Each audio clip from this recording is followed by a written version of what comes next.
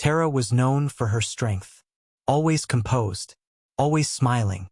But behind her calm eyes was a storm she'd been hiding for 4 long years. And that storm had a name, Sam. They were the kind of couple others envied.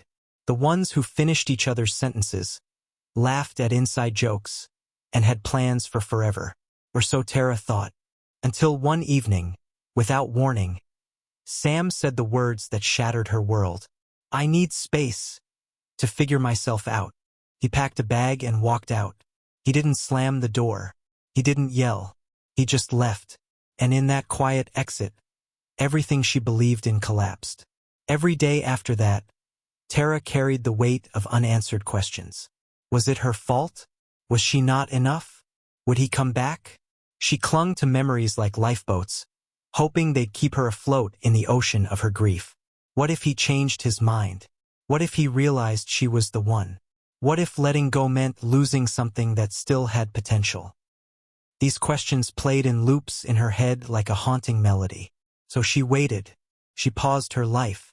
She kept his side of the bed untouched, left his favorite mug in the cupboard, kept her hair the way he liked it, because deep down, she thought if she stayed the same, maybe, just maybe, he'd return to the life he left. But weeks turned into months. Months turned into years. And the silence grew louder. To the outside world, Tara was fine. She smiled at her coworkers. She posted sunny pictures online. She answered, I'm good, thanks, every time someone asked how she was. But inside, she was stuck. Stuck between who she was and who she needed to become.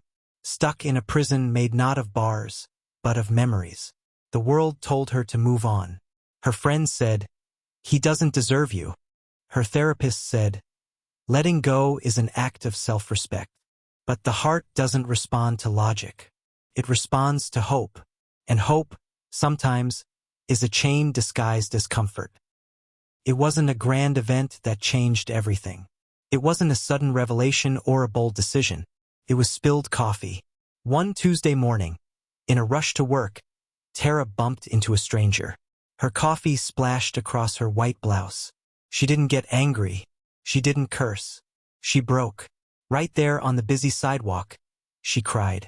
Not for the coffee, but for every ounce of pain she had bottled up. For every day she woke up pretending. For every night she hoped he'd call. And that was the moment she asked herself the question that started it all. Why am I still holding on to someone who let me go so easily? Letting go is not forgetting. Letting go is not pretending it didn't matter. Letting go is choosing peace over pain. It's accepting that some people are chapters, not the whole story. Tara began with the little things.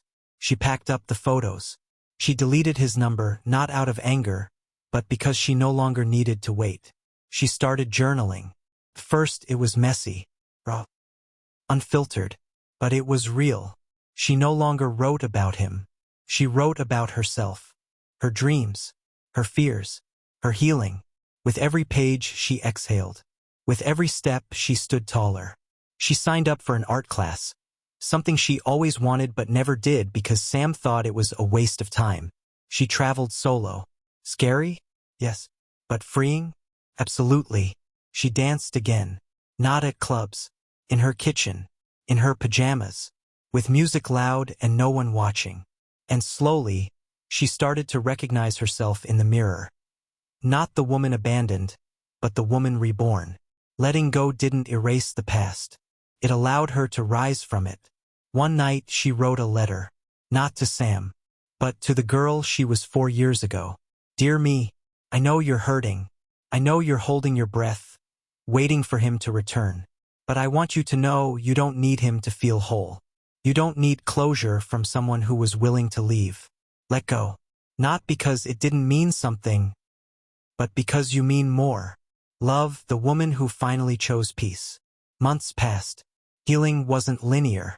Some days she missed him. Some nights she cried. But the difference? She no longer felt helpless. She wasn't stuck anymore. She met new people not to replace him but to rediscover herself. She laughed louder, loved deeper, lived fully. And one day, as if life wanted to test her, she saw Sam again. They locked eyes across a bookstore. He smiled. She smiled back. And in that moment, she felt nothing but gratitude. Not for the love they had, but for the strength she found after he left. Because she had finally learned. Letting go doesn't mean you lost. It means you chose yourself over what was breaking you. Let's be honest. We all have our Sams. Person. A moment. A mistake. A dream.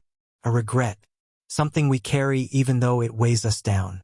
So ask yourself, what are you holding on to that no longer serves you?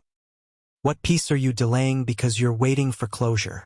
What freedom is waiting on the other side of your release? You don't need to have it all figured out.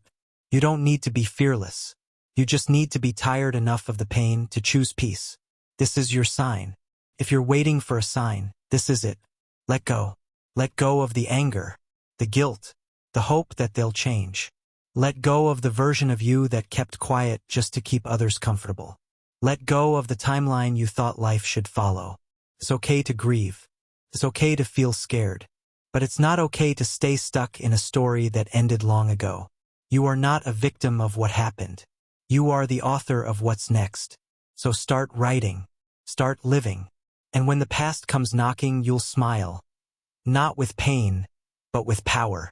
Because you'll know, letting go wasn't the end. It was the beginning of your freedom.